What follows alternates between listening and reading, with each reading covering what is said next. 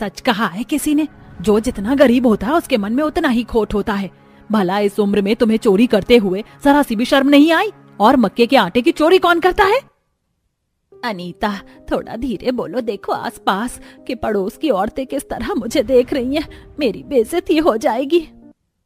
तुम जैसे लोगों की तो बेइज्जती होनी चाहिए। तुम लोग इसी के ही लायक हो। अब खड़े खड़े क्या देख रही हो? निकलो यहाँ से और ये आटा मुझे दो। ऐसी भी क्या मजबूरी रही थी सुनीता की, जो उसने अपने ही पड़ोसन के घर से मक्के का आटा चोरी किया था?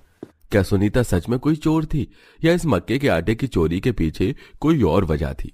इसे जानने के लिए हमें कहानी में आगे बढ़ना होगा।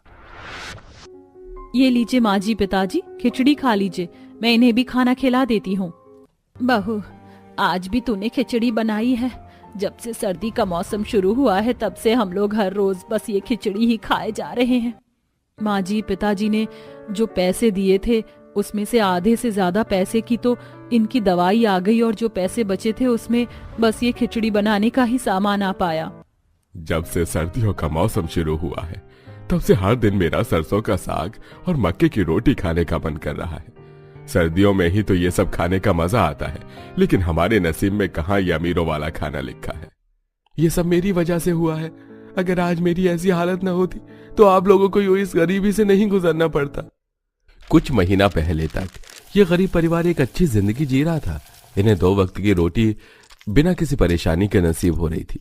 अर्जुन एक फैक्ट्री में काम करके परिवार का ठीक ठाक गुजारा चला लिया करता था, लेकिन एक सड़क दुर्घटना में अर्जुन अपने दोनों पैर खो देता है, जिसके चलते अर्जुन अब जिंदगी भर के लिए अपाहिज बन जाता है।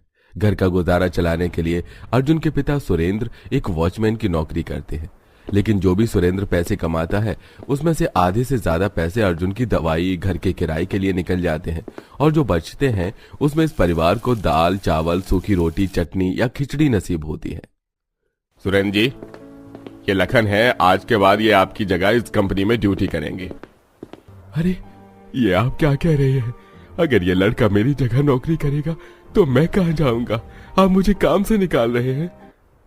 मैं तो आपको पहले ही काम पर नहीं रख रहा था, लेकिन अपने परिवार की परेशानी आपने बताई तो मैंने आपको काम पर रख लिया। आप बहुत ज्यादा बूढ़े हैं, ज्यादा दिनों तक ये वॉचमैन का काम नहीं कर सकते। ये लीजिए आपकी 15 दिनों की तनख्वाह। अब से आपको काम पर आने की कोई जरूरत नहीं है।